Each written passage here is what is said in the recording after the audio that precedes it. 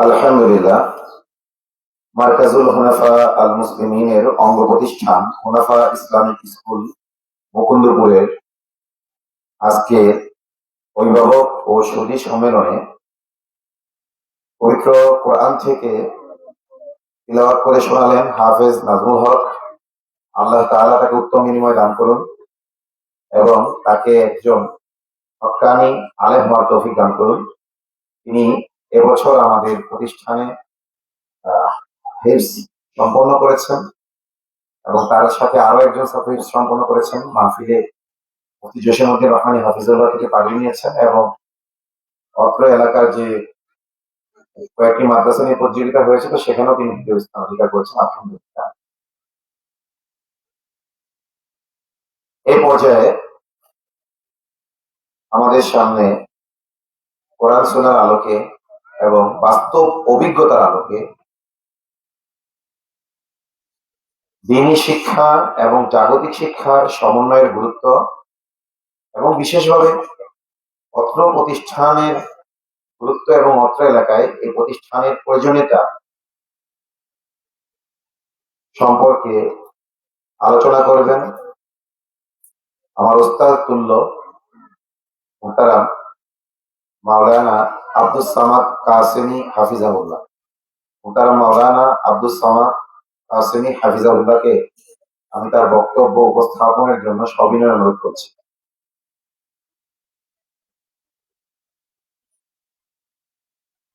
আসসালামু আলাইকুম রাহমাতুল্লাহি ওয়া বারাকাতুহু।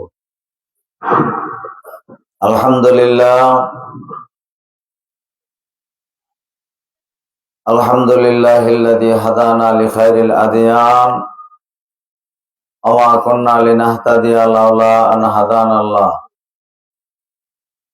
ওয়া আকমালা লানা দীনানা ওয়া আতাম্মা আলাইনা নি'মাতাহু ওয়া রাদিয়া লানাল ইসলামা দীনান فلا نعبد ولا نستعين إلا إياه وألف بين قلوب أهل الإيمان فأصبحوا بنعمته إخوانا وكنتم على شفا حفرة من النار فأنقذكم منها الله ولينا ووليكم فاعبدوه ونشهد أن لا إله إلا الله وحده لا شريك له في الأمر والخلق الذي جعل الشمس والقمر بحسبان والنجم والشجر يسجدان وفضل إنساننا على إنسان وزماننا على زمان كما فضل مكاننا على مكان ونشهد أن سيدنا وسندنا وطبيب أرواحنا وطبيب قلوبنا وأولانا ومولانا محمد لا شريعة بعد شريعته ولا رسالة بعد رسالته ولا كتاب بعد كتابه ولا دين بعد دينه ولا أمة بعد أمته صلى الله تعالى عليه وعلى آله وصحابه نجوم الطريق الأمم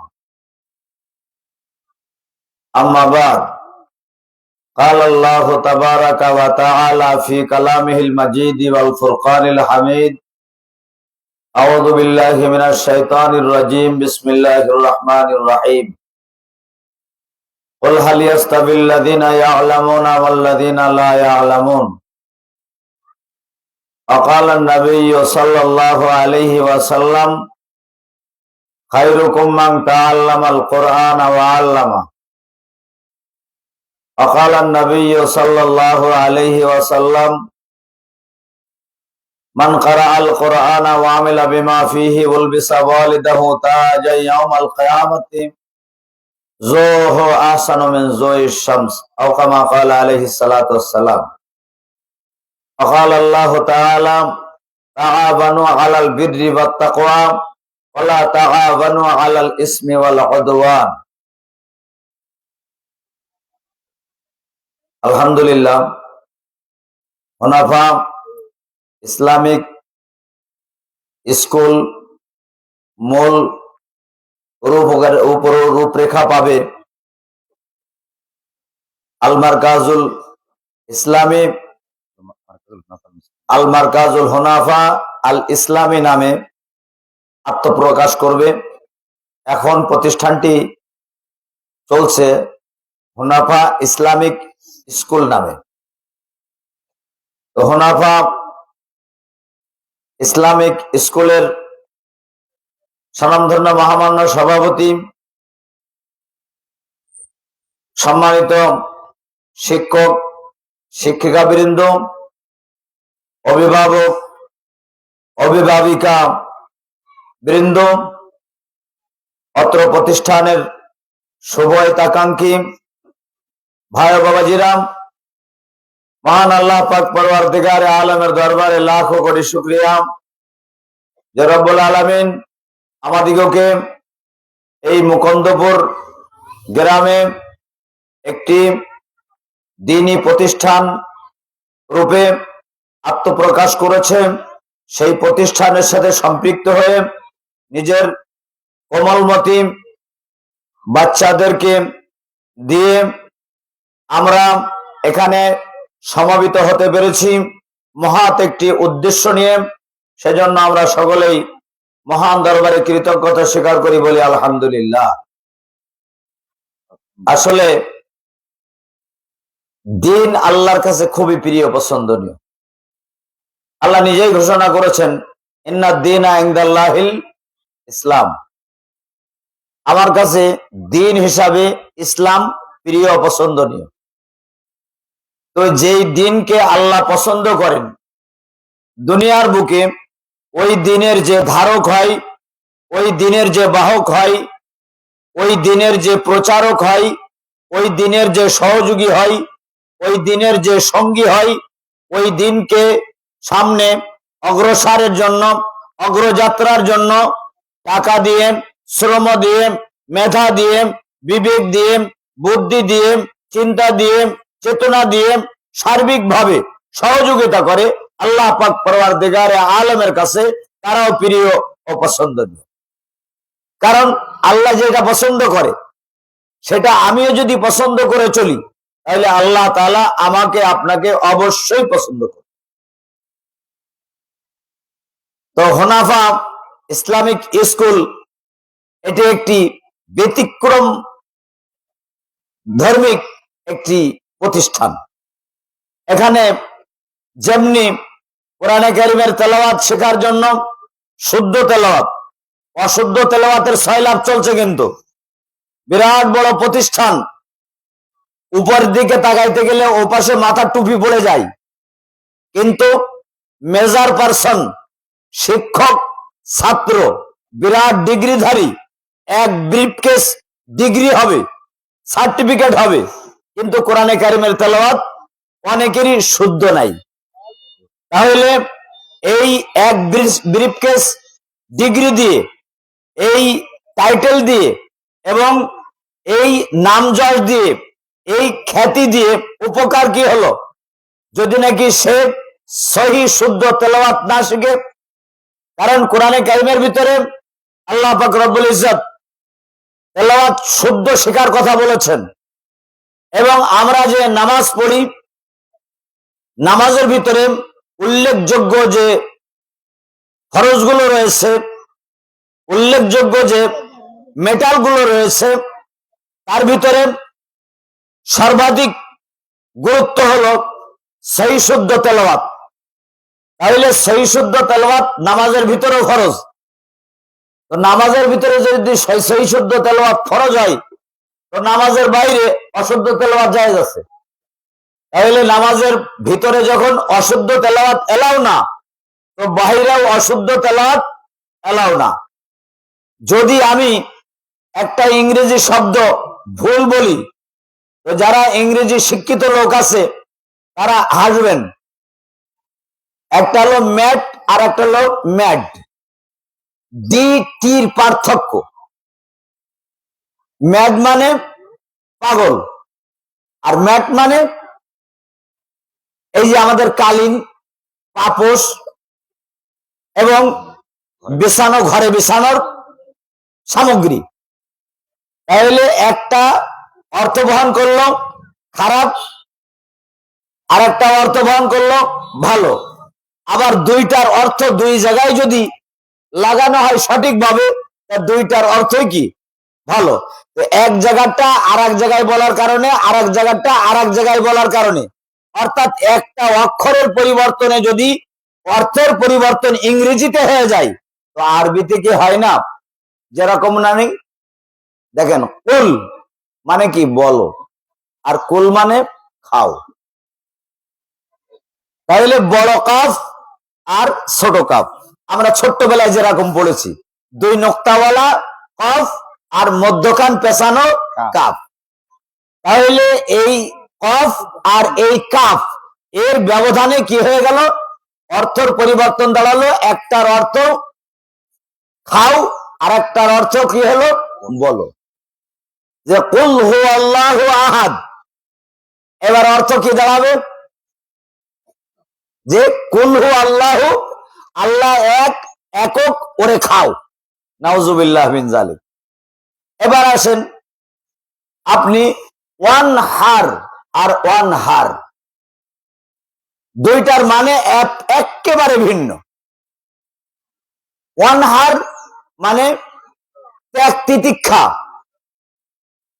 নহর কুরবানি, ত্যাগ দেওয়া, তিতিক্ষা দেওয়া, কুরবানি করা, আত্মত্যাগ করা, ওয়ান হার।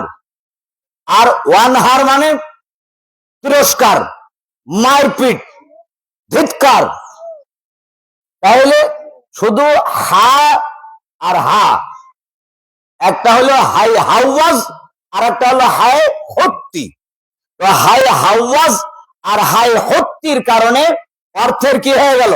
ব্যবধান, পার্থক্য হয়ে গেল।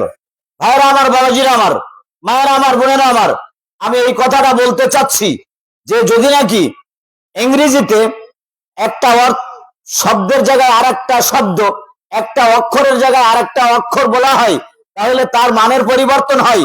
তদ্রূপ আরবিতেও হয়। কিন্তু আমরা ইংরেজিটা বললে হাসি, কারণ ইংরেজি জানি তাই। আর আরবিটা বললে কোনো ফিলিংস নাই, কারণ আমরা কি করি না, আরবি জানি না। এই জন্য আমাদের দরকার হলো আমাদের বাচ্চাদেরকে দ্বীনি শিক্ষায় আগে শিক্ষিত করতে হবে। সহি শুদ্ধ তেলাওয়াত, কোরআনে কারিমের তেলাওয়াত, আদিয়ায়ে মাসনুনা, যে দোয়াগুলো দরকার, আত্তাহিয়াত, দুরূদ শরীফ, দোয়ায়ে মাসুরা, দোয়ায়ে কুনুত, নামাজে মোট কয়টা ফরজ, নামাজে মোট কয়টা ওয়াজিব, নামাজে মোট কয়টা সুন্নাত, নামাজ ভঙ্গের কারণ কয়টি, ওযু ভঙ্গের কারণ কয়টি, এই সমস্ত জিনিসগুলো যদি না জানা থাকে, তো বুড়ো হোক, বুড়ি হোক, ছোড়া হোক, ছোড়ই হোক, যুবক হোক আর যুবতী হোক, ভেটে হোক আর লম্বা হোক, সাদা হোক আর কালো হোক, মুকুন্দ বগুড়ের হোক আর কুল্লোর হোক, নামাজ হবে না? নামাজ হবে না। সে নামাজ উপরে উঠবে না, সালার শটে জড়িয়ে ফেরেশতারা বলবে থাকলে তোর নামাজ, চললাম আমি। তাহলে আমার বাচ্চার সামনের ফিউচারকে, আমার বাচ্চার সামনের দিনকে স্বচ্ছ, সুন্দর, পরিষ্কার করার জন্য আমার দ্বীনি শিক্ষা, যেখানে সহি শুদ্ধ তেলাওয়াত হয়, যেখানে তার পাশাপাশি জাগতিক শিক্ষাও দেওয়া হয়। আমি তো দেখলাম এবং আমি দেখি যে নুরানির বাচ্চারা, ছোট্ট ছোট্ট বাচ্চারা যে সুন্দর লেখে, চাই সে বাংলা হোক, আরবি হোক আর ইংরেজি হোক। আমার জানা মতো ক্লাস 1-এর ছেলে, আমি চ্যালেঞ্জ দেব স্কুলের 5-এর ছেলেরা, ক্লাস 1-এর ছেলেরা যেমন লিখতে পারে এবং যেমন পড়তে পারে এবং যেমন উপস্থাপনা করতে পারে, আরবি অক্ষরগুলো, আরবি বর্ণগুলো যেভাবে লিখতে পারে, আমার মনে হয় কিছু কিছু মাস্টারদের বললেও ভুল হয় না। যে মাস্টাররাও, অনেক মাস্টাররাও শীত অ্যান্ড পাঠান দেখে বলে যে এ কি, এই কোমলমতি বাচ্চা নাকের ফুটা এখনো পড়ছে, চোখে এখনো ক্যাতর, ও ভালো করে নিজের হাত পা ধুতে পারে না, ওকে ধোয়ায় মুছায় দিতে হয়, আর লেখছে কি ও? আমি নিজে তার প্রত্যক্ষ, আমি নিজে তার প্রত্যক্ষ। যদি কেউ আমার সাথে চ্যালেঞ্জ করতে চাই, তো এখনই আমার গাড়িতে উঠে সে আমার সাথে যাবে, আর আমি দেখাবো। আর ছোট্ট ক্লাস 1-এর বাচ্চারা লিখবে আর দেখাবে, পড়বে আর শোনাবে। এই জন্য দরকার হলো আমার সন্তানের ফিউচার। আমি আমার সন্তানের মঙ্গল চাই। আমি চাই আমার সন্তান 2 বিঘে জমির মালিক হোক আমার অনুপস্থিতিতে, একটা ছোট মাথা গোজা মতো একটা বাড়ির মালিক হোক, কিছু ব্যাংকে ব্যাংক ব্যালেন্স থাক, সেখানে ভাঙিয়ে চুরিয়ে খেতে পারবে, একটা পুকুর থাক, একটা খেপলা জাল ফেলে 2টো মাছ মেরে খেতে পারবে। এরকম আমরা সকলেই চিন্তা করি, কিন্তু এই চিন্তাটা করি না আমার বাচ্চাটার নামাজ ভালো হয়ে যাক, আমার বাচ্চাটার দিন ভালো হয়ে যাক, আমার বাচ্চাটার শরীয়ত ভালো হয়ে যাক, আমার বাচ্চার সাথে আল্লাহর সাথে সুসম্পর্ক তৈরি হোক, আমার বাচ্চার কবরটা ভালো হয়ে যাক, আমার বাচ্চার হাসরটা ভালো হয়ে যাক, আমার বাচ্চার মিজানটা ভালো হয়ে যাক, আমার বাচ্চার পুলসিরাতটা ভালো হয়ে যাক, আমার বাচ্চার ফুল অ্যান্ড ফাইনাল জান্নাতে চলে যাক, আর আমি আমার বাচ্চার বদৌলতে আমিও জান্নাতে যাব। মান কারাআল কুরআনা ওয়া আমিলা বিমা ফীহি উলবিসা ওয়ালিদাহু তাজা ইয়াউমাল কিয়ামাতি যুহু আহসানু মিন যুহিশ শামস। যার বাচ্চা কোরআনে কারিমের তেলাওয়াত শিখবে, কোরআনে কারিমের তেলাওয়াত করবে, আল্লাহ পাক রব্বুল ইজ্জত সেই বাচ্চার মা বাপকে জান্নাত দেবেন তো দেবেনই, একটা উপঢৌকনও দেবেন। ওই শত সহস্র মিলিয়ন বিলিয়ন কোটি মানুষের সম্মুখে আল্লাহ পাক পরওয়ারদিগারে আলম একটা নূরের তাজ মা বাপের মাথায় পরায় দেবেন, যার আলো হবে সূর্যের আলো থেকে আরো অধিক। একই সূর্য অল ওভার ওয়ার্ল্ডে আলো দেয়, ঠিক কিনা? গোটা বিশ্বে কি দেয়? আলো দেয়। ওইরকম সূর্যের থেকে আরো আলোযুক্ত এবং পরিষ্কার কিরণযুক্ত একটা তাজ ওই মা বাপের মাথায় পরিয়ে দেওয়া হবে। কিন্তু আসলে এটা যে বোঝে সে খোঁজে, যে চেনে সে কেনে, আর যে জানে সে মানে। কিন্তু যে বুঝবে না সে খুঁজবে না, যে জানবে না সে কিনবে না, যে চিনবে না সে মানবে না। এই জন্য বাচ্চার ফিউচারকে সুন্দর করার জন্য, আমি অন্য কথা বলবো না, এ ওয়াজ ও মাহফিল না যে আমি অন্য কথায় চলে গেলাম। আমার বাচ্চার ফিউচার সম্বন্ধে এখানে কথা হবে। আমার বাচ্চাকে মেধাবী বানাতে গেলে, আমার মেধা আল্লাহ দেয়, কিন্তু কিছু মেধা হাতে গড়া আছে। আপনার বাচ্চাকে আপনি পালন করবেন, আমা আপনার বাচ্চাকে আপনি লালন পালন করবেন, সামনের ফিউচার সুন্দর করবেন, তার রেজাল্টটা ভালো হলে আপনার মুখ হাস্যোজ্জ্বল হবে, আর সে যদি ফেল করে তো আপনার মুখটা মলিন হবে। তো বাচ্চার কারণে আপনার মুখটা উজ্জ্বল হলো, আর বাচ্চার কারণে আপনার মুখটা মলিন হলো। এমন কোন মা, এমন কোন বাপ পৃথিবীতে নাই যে তার বাচ্চার মঙ্গল চায় না। নিজেকে উৎসর্গ করে দিয়ে বাচ্চার শান্তি সমৃদ্ধি কল্যাণ ও মঙ্গল কামনা করে। এটা হলো মা বাপের নৈতিক দায়িত্ব। আর এই দায়িত্বের পূর্জা পার্স ম্যাটেরিয়ালস স্বয়ং আল্লাহ দিয়ে পাঠিয়েছেন। এটা হবেই, এটা সৃষ্টিগত ভাবে। তাহলে আমি আপনি বাচ্চা সুন্দর লালন পালন করতে গেলে কয়েকটা জিনিস আমার আপনার প্রয়োজন, কয়েকটা জিনিস আমার আপনার প্রয়োজন। সন্তানকে যদি সন্তান বানান তাহলে আপনার সম্পদ হবে, সন্তানকে যদি সন্তান বানান তাহলে এই সন্তান আপনার সম্পদ হবে, শুধু দুনিয়াতে না আখেরাতেও, এও জগৎ এবং পরজগতে। আর সন্তানকে যদি শয়তান বানান তাহলে আপনি এহ জগৎ ও পরজগতে লাঞ্ছিত আর বঞ্চিত হবেন। সন্তানের ইজ্জতের কারণে মা বাপের ইজ্জত বাড়ে, আবার সন্তানের দুষ্টামির কারণে, কুকর্মের কারণে মা বাপের বাজারে বদনাম তিরস্কার নিন্দা ভর্ৎসনা হয়। কিন্তু আজকালকের কিছু মা বাপ এমনও আছে যে একটা লম্পট জন্ম দিয়েছে, তেরার জন্ম দিয়েছে, হিংসুটে জন্ম দিয়েছে, সন্ত্রাস জন্ম দিয়েছে। সে কথায় কথায় মারামারি পিটাপিটি হুড়োহুড়ি করে। বাপ এমন নিন্দনীয় ব্যক্তি যে ওই বাজারে যে বলে যে আমি অমকের বাপ। মনে করেন একটা বাচ্চা জন্ম দিয়েছে, তার নাম সুতি।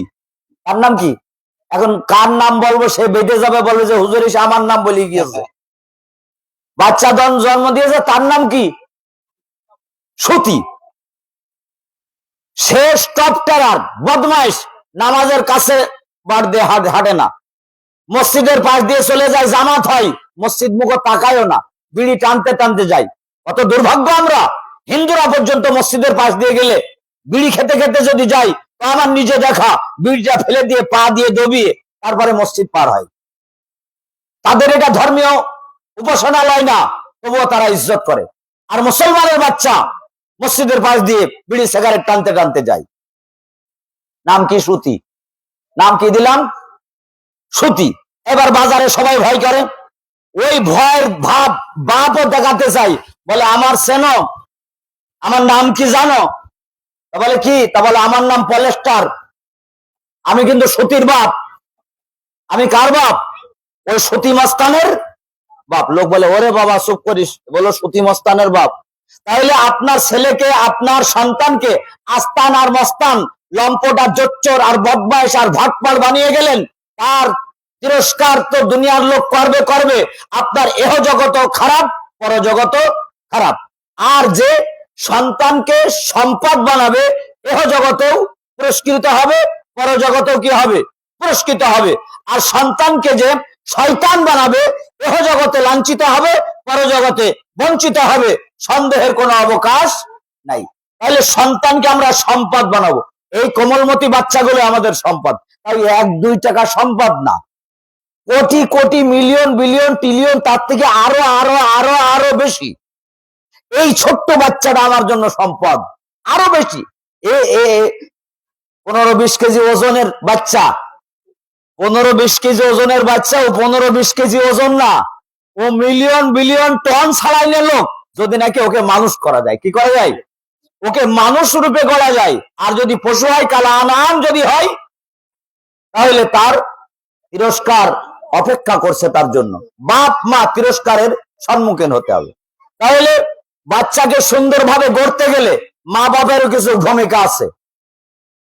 মা বাপ মানসিক ভাবে ভদ্র, সভ্য, যোগ্য, সুন্দর, বিনয় হতে হয়। তাহলে সন্তানের ক্রিয়া ওই বাচ্চার ভিতরে পড়ে। আপনি মনে করলেন আপনার কোনো ক্রিয়া নেই? দেখেন, কচ্ছপ ডিম দেয় পানিতে, আর তা দেয় কোথায় জানেন? ডাঙায়। কি আশ্চর্যের ব্যাপার! ডিম দিল কোথায়? পানিতে। আর আমাদের এলাকার ভাষায় তাওয়া দেয় কোথায়? ডাঙায়। কচ্ছপ ডাঙায় তাওয়া দেয়, পানিতে না। এবার ওই কচ্ছপের চোখে আর হিট ছাড়া কোনো ডিম ফোটে না। এটা দুনিয়ার নিয়ম নিজাম, হিট ছাড়া কোনো ডিম ফোটে না। তাহলে ওই কচ্ছপ ডিমের দিকে তাকিয়ে আছে। কচ্ছপের চোখে একটা রে আছে, একটা আলো আছে, একটা কিরণ আছে, একটা পাওয়ার আছে, একটা ফয়েজ আছে। ওই কিরণ, ওই আলো, ওই রে, ওই ফয়েজ ওই ডিমের ভিতরে পড়ছে। কিছুদিনের ভিতরে ওই ডিম থেকে আর একটা কচ্ছপ তৈরি হচ্ছে। তাহলে বোঝা গেল যে আপনি আপনার চোখ দিয়ে, আপনার একটা রে আছে চোখে, আপনার একটা আলো আছে, আপনার একটা ফয়েজ আছে, আপনার একটা কিরণ আছে, আপনার ভালো মন্দের কাজের একটা কর্মফল আছে। ওই কর্মফলটা বাচ্চার পরে যে বর্তায়, আমরা অনেকেই উপলব্ধি করতে পারি না। তাই উপলব্ধি করতে পারি না। যখন মাউলিদালাহু আলাদুন, যখন কারো কোনো সন্তান হবে, সন্তান হওয়ার আগের কথা আমি বলছি না, সন্তান হওয়ার পরের কথা বলছি। ওই মা ওর ওই বাপকে শুধরে যেতে হবে, পিছন কিছুটা ভুলে যেতে হবে। দরকার নেই আমার সন্তান তৈরি হয়েছে, আমার সন্তানকে কি করতে হবে? মানুষের মতন মানুষ হিসাবে গড়ে তুলতে হবে। আল্লাহর একজন সঠিক বান্দা হিসেবে তাকে গড়ে তুলতে হবে, সঠিক বান্দি হিসেবে তাকে গড়ে তুলতে হবে। তার আগে আমারও বান্দার বান্দি হতে হবে। যদি মা বাপ ও বান্দার বান্দি না হয়, তো তার প্রজন্ম সামনে বান্দর হবে, বান্দা হবে না। কি হবে? বাদর হবে, বান্দা হবে না। বান্দা হতে গেলে মা বাপেরও বান্দা হওয়ার দরকার আছে। কারণ মা বাপের ক্রিয়া সন্তানের পরে হয় না, হয় না? আসর পড়ে না, পড়ে না? আসর মানে ক্রিয়া, এই আসর পরে মা বাপের, আসর সন্তানের পরে। তাই তিনটা জিনিস যে বর্জন করতে পারবে, ছেলে পিলের পিছনে, সন্তানাদির পিছনে, ছেলে মেয়ের পিছনে তিনটা কাজ অব্যাহত রাখতে হবে। তিনটা কাজ বর্জন করতে হবে। কয়টা কাজ বর্জন করতে হবে? তিনটা।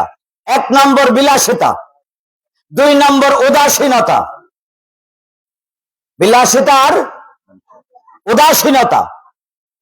একটা হলো বিলাসিতা, উদাসীনতা, পরেরটা মনে আসলে আমি এখনই বলছি।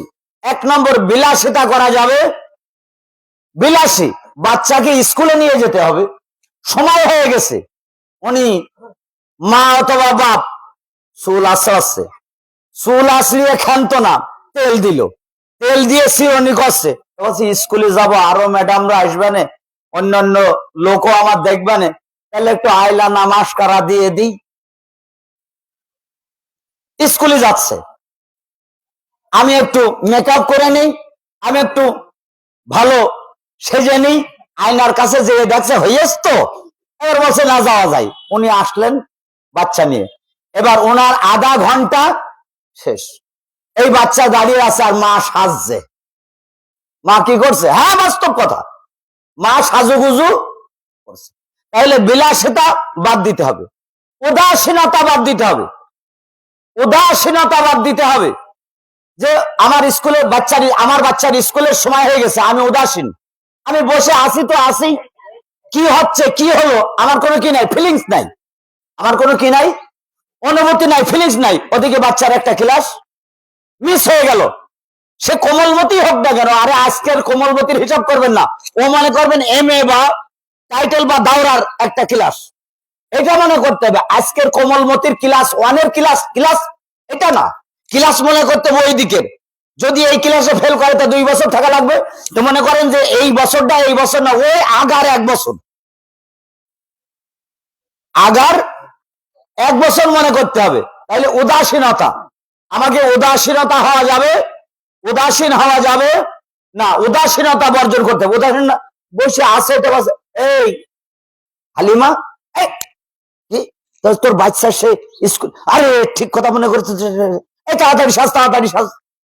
এবারে ঝটপট করতে করতে ওই নাকের পোটা থাকলে, চোখের কাতর থাকতো, কানে খোল থাকলো, মুখে ওই যে রাত্রে ঘুমাইলো তার 1 পাশ দিয়ে বেয়েছে একটু, ওখানে একটা দাগ থাকলে ওই দাগ অবস্থায় হুজুরের হাতে দিয়ে গেল, হুজুর পড়ান আলিফ বা তা সা ও আ এ বি সি ডি। আছে না নাই? আছে। তাহলে এরকম মা এরকম বাপ হওয়া যাবে না যে সে উদাসীন। তাহলে সর্বপ্রথম কি বর্জন করতে হবে? বিলাসিতা, তারপরে উদাসীনতা বর্জন করতে হবে, উদাসীন হওয়া যাবে। আর 3 নম্বর অলসতা, 3 নম্বর কি বর্জন করতে হবে? অলসতা, অলস হওয়া যাবে না। এই যাচ্ছি যাবানে, হচ্ছে হবানে, এই তো এইটুক নিয়ে যাবানে, হুজুর হয়তো এখনো এসে পারেনি, আমি এই চলে গেলাম, দেখেন ওদিকে হুজুর এসে পড়ানো শুরু হয়ে গেছে, 1 ঘন্টা আউট। এর নাম হলো অলসতা। তাহলে অলসতা, বিলাসিতা আর উদাসীনতা কয়টা হলো? 3টা। এই 3টা জিনিস বর্জন যদি না করা হয়, তাহলে আপনার সন্তানের ফিউচার খুব যে ভালো হবে এটা আশা করা যায় না। এইগুলোর দিকে খেয়াল রাখতে হবে। আর বাড়িতে সবসময়, মাদ্রাসাতে, স্কুলে এবং প্রতিষ্ঠানে দায়িত্ব পালন করবে শিক্ষক শিক্ষিকারা, শিক্ষক শিক্ষিকারা। আর বাড়িতে দায়িত্ব পালন করবেন আপনি। আপনার সন্তানটা যেন বাজে কোনো সন্তানের সাথে না মেশে। যে সমস্ত সন্তানেরা বেশি গালিগালাজ দেয়, মুখ কাজায়, সেই সন্তানটার সাথে যেন আপনার সন্তান বেশি না বেড়ায়। দেখবেন ও ওইটা মাথায় করে নিয়ে বাড়ি আসছে, এসে আবার ওই কথা বলছে। ওই কথা কি? তাহলে ওই ছেলের সাথে মিশতে দেয় না। বড় হয়ে গেল, একটু বড় হলো, অমুকের ছেলে ফ্যান্সি ডিল, গাজা, বাবা, ইয়াবা, দাদা, আইস, গাজা, বিড়ি টানে, ওই সন্তানটার সাথে আপনার সন্তানটা মিশতে দেবেন। এটা আপনার নৈতিক দায়িত্ব, কারণ ও ঘাড়ে করে বাড়িতে নিয়ে আসবে আপনার। তাহলে বন্ধু নির্বাচন করবে, এখানেও বাপের ভূমিকা থাকবে যে আমার সন্তান কোন ছেলের বন্ধু হবে। যদি নাকি একটা ফ্যান্সি ডিল খোর, গাজা খোর, বাবা দাদা ইয়াবা খোর, ছেলে আপনার সন্তানের বন্ধু হয়ে গেল, তাহলে আপনার সন্তানকেও এক পর্যায়ে আপনি বাবা ইয়া বাখর বানায় ফেললেন। এই জন্য বন্ধু নির্বাচন করার ক্ষেত্রেও আপনার ভূমিকা থাকবে, মায়ের ভূমিকা থাকবে, যে একটা মেয়ে একটু দুশ্চরিত্রের, ওই মেয়েটার কাছে আপনার মেয়েটা যেন যে না বসে, তার সাথে সময় না দেয়, এটা মায়ের দরকার। যে একটা খারাপ মেয়ের সাথে যেন আমার মেয়ে না বসে, একটা খারাপ ছেলের সাথে আমার ছেলে যেন সময় না দেয়, তাহলে আমার সন্তানের ফিউচার ভালো হবে, সন্দেহের অবকাশ নাই। সভ্য হবে, সন্দেহের অবকাশ নাই। মানুষ হবে, শয়তান হবে না, মানুষ হবে, শয়তান হবে, সন্তান হবে। সে সে কি হবে? সন্তান হবে। তাই এই সন্তান হওয়ার জন্য আমার আপনার বেশ কিছু দায়িত্ব আছে। এই গ্রামে এই প্রতিষ্ঠানটি খুবই প্রয়োজন ছিল।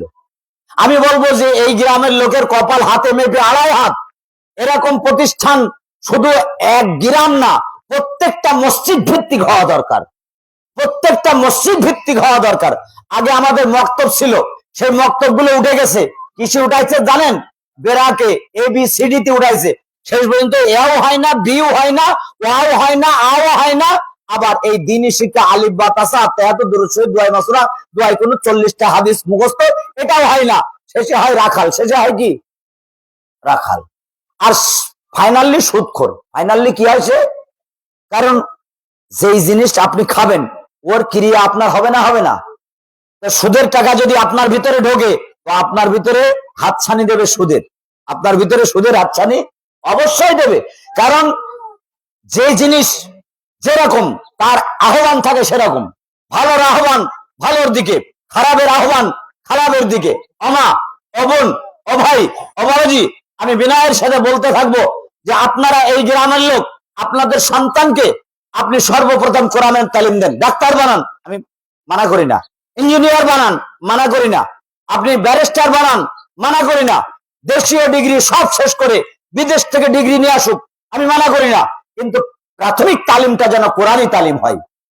একটা লোক সর্বপ্রথমে পেঁয়াজ খেলো, বাপ বাপ আমা, একটা মানুষ সর্বপ্রথম কি খেলো? পেঁয়াজ খেলো। তারপরে বিরিয়ানি খেলো।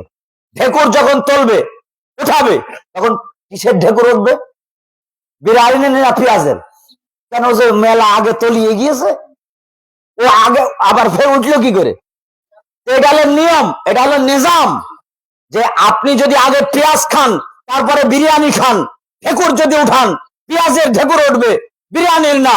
আপনার সন্তানটা যদি হাফেজে কোরআন হয়, কোরআনে কারিমের তেলাওয়াত সেই শুদ্ধ শেখে এবং দ্বীনি শিক্ষায় শিক্ষিত হয়, স্কুলে যাক, কলেজে যাক, ইউনিভার্সিটিতে যাক, বিদেশে যাক, নাস্তিক মোরতাদ খোদাদ্রোহীরা আপনার সন্তানকে বিপদগামী করে আল্লাহ হারা, নবী হারা, রসুল হারা, কোরআন হারা, দ্বীন হারা, শরা হারা, শরিয়ত হারা, মসজিদ বিমুখ, মাদ্রাসা বিমুখ, উলামা বিমুখ কেউ বানাতে পারবে না।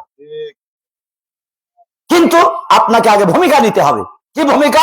যে আমার সন্তানটাকে সর্বপ্রথম আমি কোরআন শেখাবো এবং আপনার সন্তান সম্বন্ধে আপনাকে জিজ্ঞাসিত হতে হবে। এটা কি আপনারা জানেন? কুল্লুকুম রাইন ওয়া কুল্লুকুম মাসউলুন আন রাইয়াতিহি। প্রত্যেকে রাখাল আর প্রত্যেককে জিজ্ঞাসিত হতে হবে তাদের অধীনস্থদের ব্যাপারে। ওমা, তোমার মেয়ের ব্যাপারে তোমার জিজ্ঞাসা হবে, তোমার ছেলের ব্যাপারে তোমার জিজ্ঞাসা হবে যে তাদেরকে তুমি কিভাবে লালন পালন করেছো। বড় হয়ে গেলে ভিন্ন কথা। প্রাথমিক পর্যায়ে ছোট্টবেলায় তুমি তাকে কি তো পেটে থাকতে নিয়ে ডাক্তার বানাবো, পেটে থাকতে কি নিয়ে ডাক্তার বানাবো, এবার জন্ম দিলে এক পাশ আউট আছে, এরা হয় না? এক পাশ। এবার ওই টানতে টানতে জমি জায়গা গাড়ি বাড়ি সব সব শেষ, ওই এক ব্যাটারি টানতে টানতে নিয়ত করিল কি কি বানাবে? ডাক্তার বানাবে, হইল এক ব্যাটারি।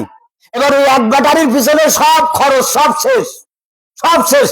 আর নিয়ত করেছিল আল্লাহর কোরআনে কারীম অবতীর্ণ করেছে আমাদের আকাই নামদার তাজদারে মদিনা দয়ার নবী, এতিম নবী, গুনাহগার উম্মতের কান্ডারি মুহাম্মদুর রাসূলুল্লাহ, যেই নবীকে সৃষ্টি না করলে হে জগৎ পরজগৎ, লৌহ কলম আরশে কুরসি গাছগাছালি বৃক্ষ তরুলতা ফলমূল সাগর মহাসাগর পদ্মা মেঘনা যমুনা কবরতকি জলস্বরী আরশ ফারশ হাজার হাজার কীট পতঙ্গ মানব দানব কিছুই তৈরি করতো না নবী মুহাম্মদ রাসূলুল্লাহ সাল্লাল্লাহু আলাইহি সাল্লামকে তৈরি না করলে। সেই নবীর পরে যে কোরআন অবতীর্ণ হলো, এই কোরআন শিখাবো আর নবী আদর্শে আদর্শবান করব, নবী চরিত্রে চরিত্রবান করব, আমার যদি একটা সুস্থ সুন্দর সন্তান হয়। গরিবের ঘর এমন সন্তান আল্লাহ দিয়েছে, দেখলে জান জুড়িয়ে যায়, দেখলে কি জান জুড়িয়ে যায়। তা আমি লম্বা কথা বলবো না, যেহেতু সময় কম। যারা মা, যারা বাপ, তাদেরকে আমি জোরহাত করে বলছি, করজোর করে বলছি, আগতি কাকতি মিনতির সাথে বলছি, দুটা পা ধরে বলছি, দুটা হাত ধরে বলছি, ও মা, ও ভাই, ও বাবাজি, ও বোন, খবরদার নিজের জীবনে ভুল করো না, ভুল করো না। সন্তানটা আগে কোরআন শেখাও, সন্তানটাকে আগে কোরআন শেখাও, সন্তানটা আগে কোরআন শেখাও, তারপরে তুমি স্কুল কলেজ ইউনিভার্সিটি পড়াও, আমি বাধা দেই না।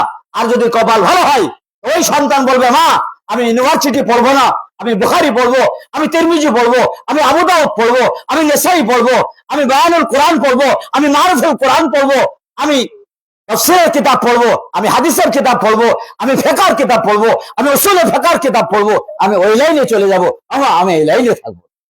আপনার সন্তান আপনাকে দিক নির্দেশনা দেবে। এই জন্য আমি আর কথা সামনে না বাড়িয়ে অভিভাবক, অভিভাবিকা এবং সন্তানদের সুস্বাস্থ্য এবং সামনের ফিউচার সুন্দর কামনা করে আমার কথার ইতিরেখাটা টানছি। দোয়া চাই, দোয়া করি। আসসালামু আলাইকুম ওয়া রাহমাতুল্লাহ। ওয়ালাইকুম আসসালাম ওয়া রাহমাতুল্লাহি ওয়া বারাকাতুহু।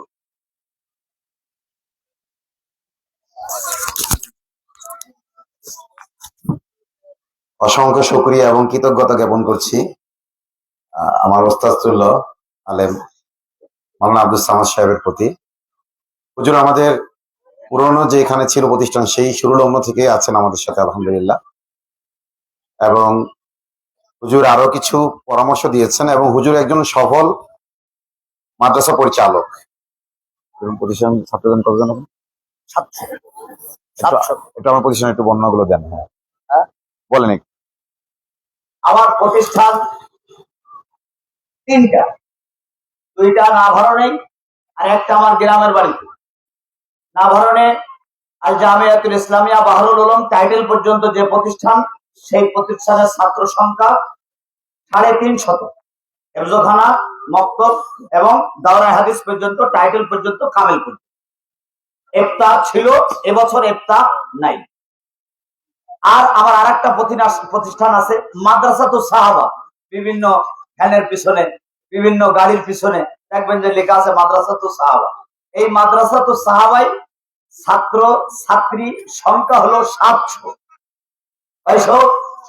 700, এবং খুব সুনামের সাথে, সুপরিচিতির সাথে এবং খুবই যোগ্যতা দক্ষতার সাথে আল্লাহর ফজলে আমার যারা শিক্ষক শিক্ষিকা আছেন, তাদের সুচিন্তা এবং মতামতের ভিত্তিতে প্রতিষ্ঠানগুলো খুব সুন্দরভাবে চলছে। আমি মনে করি আমার থেকে এই গ্রামে, টাউন থেকে গ্রামে মাদ্রাসা চালানো সহজ বেশি, প্রতিষ্ঠান চালানো সহজ বেশি। কারণ এখানে আচালি পাচালি একটু কম। অন্য আচালি পাচালির কথা বলছি না, যে বিভিন্ন প্রতিষ্ঠানের যে হুড়হাঙ্গামা, যে টানা হেসরা, যে আমার কাছে দাও আমার কাছে দাও, এইগুলো গ্রামাঞ্চলে কম। আমি বলবো যে আমি আর আমার যে গ্রামে যে মাদ্রাসাটা আছে, 150 ছাত্র, কাশীপুর গ্রাম, ওই মাদ্রাসার নাম মদিনাতুল উলুম কওমি মাদ্রাসা। এই 3টা প্রতিষ্ঠানে আমার জানা মতন সুন্দরভাবে আল্লাহর ফজলে আমরা পরিচালনা করছি, কোনো অভাব নাই। একটা তো আমার নিজের টাকাই চলে, একেবারে সেখান থেকে অন্য কোনো কাছ থেকে না পয়সা দান নেওয়া হয় না। আমি মাহফিল করি, এই মাহফিলের টাকা। আমি আবার একবার গরিব মানুষ না, হয়তো আপনারা অনেকেই জানেন আমি গরিব মানুষ না, আমার মাঠে অনেক জমি থাকে, সেগুলো ভাগে ফসলে দেওয়া, ওখান থেকে অনেক টাকা আসে। আর সেই টাকা দিয়ে আমি মাদ্রাসা চালাই। আমি কয়েক জায়গায় চাকরিও করি, খেদমতও করি। দেখা যাচ্ছে নাভারণ কেন্দ্রীয় জামে মসজিদে আমি ইমামতি করি। আমার কেন্দ্রীয় জামে মসজিদে ইমামতির বয়স এই 32 বছর। 32 বছর। সেখান থেকে ওরা আমার প্রায় 25,000 টাকা মতো মাসে দেয়। তো সে টাকা আছে গড়ে, সব মিলিয়ে আল্লাহর ফজলে একটা আমার টাকাই চলে একটা প্রতিষ্ঠান, আর 2টা প্রতিষ্ঠান জনগণের দানে চলে, কিন্তু সবগুলো খুব সুন্দর চলে। দাওয়াত থাকলো, আহ্বান থাকলো, এক সময় গেলে গরুহাটের নিচেই মাদ্রাসা সেবা ক্লিনিকের দোতলা, তিনতলা, চারতলা মাদ্রাসা আমার নিজস্ব জমিতে 1 কোটি টাকা দিয়ে জমি কিনে এই জায়গায় মাদ্রাসা করা, মাদ্রাসার জন্য 2 কোটি টাকা খরচ করছি আমার নিজস্ব টাকা। সেখানে মাদ্রাসা মেশকাত পর্যন্ত, ওইটা মেশকাত পর্যন্ত, এবং প্রি ক্যাডেট সিস্টেমে 1 থেকে 5 পর্যন্ত দিনের ছাত্রদেরকে নিয়ে 5-এর বৃত্তি দেওয়া হয়েছে, তা তারা বৃত্তি পেয়েছে। এবার বোঝেন, আলহামদুলিল্লাহ। আপনাদের এরকম হবে, আমি বলি যে আদর তো এক, আদর তো এক, ফর্মা তো এক। এখানকার যে ফর্মা ওখানকার ওই ফর্মা, শুধু ফেলালেই ইট হবে।